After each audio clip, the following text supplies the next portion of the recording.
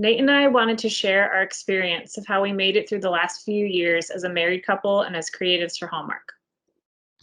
This has been a challenging time for all of us, and like so many of you out there, we've experienced loss in the midst of it. In November of 2019, we lost Sam's dad, Craig, to cancer, and then a few months later, the pandemic hit. Just a few months after that, we also lost my dad, Jim, to cancer. It was an incredibly painful time for our family, but we did our best to cope as we began to settle into how quarantine would start to shape our time together. For our family, that space apart from others was time to slow down and grieve in a way that honored our dads.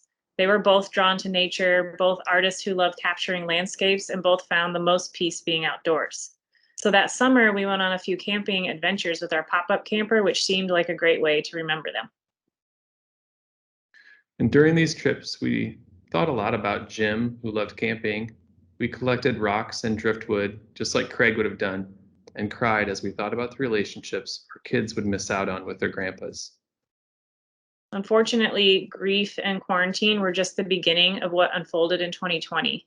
The news became unbearable. Our kids were at home while we were working from home. Our 6-year-old started first grade virtually and cried daily at the frustrations. Nate and I argued about who would take care of the kids when and stressed over getting work done. I think we all started out hopeful, but slowly reality sunk in. When people would ask how we were doing, we would often respond, "Well, we can't really complain." And it wasn't meant in an offhanded way. We were beyond fortunate and privileged in so many ways. But this dug at Sam. She got obsessed with the news and needed to process often. She's often the grounder in the family, wanting to face things head on. She's thoughtful and tends to settle into issues. She would share the news with me, and we'd talk about the disparities and injustices, how to help, and how to involve our kids. But if I take us through the fire, Nate is the shield that keeps us from getting burned. He is uplifting.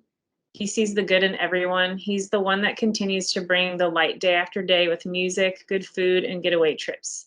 Not to say that Nate avoids real conversations, he just sees the importance of not taking for granted what is right in front of him.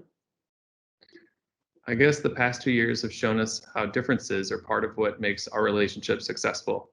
We have to be able to hold everything at the same time: grief, pain, anger, joy, love, and celebration. We need each other to balance it out. Besides your immediate family, who do you share life with? It's our neighbors, friends, work community, church community, and the voices we find on social media that resonate with us and help us get the hard work done. They keep seeking out positive experiences and joy. We are eternally grateful for the ways we've balanced each other out because some people have found the opposite in their quarantine journey. And it's just another thing we try not to take for granted. So when I say, "Sam, it's time to go camping," I say, okay, and we wedge it into our schedule because it's important. This is one way we honor our dads, make space for our family, invite our friends into our experience, and remember what it's all for. we need to remind each other of what's good and what's worth fighting for, when to take a break so that we can live our best life no matter how hard it gets. Speaking of which, Nate and I will be relying on each other and our people a lot more this spring. We have another baby girl coming to us this February.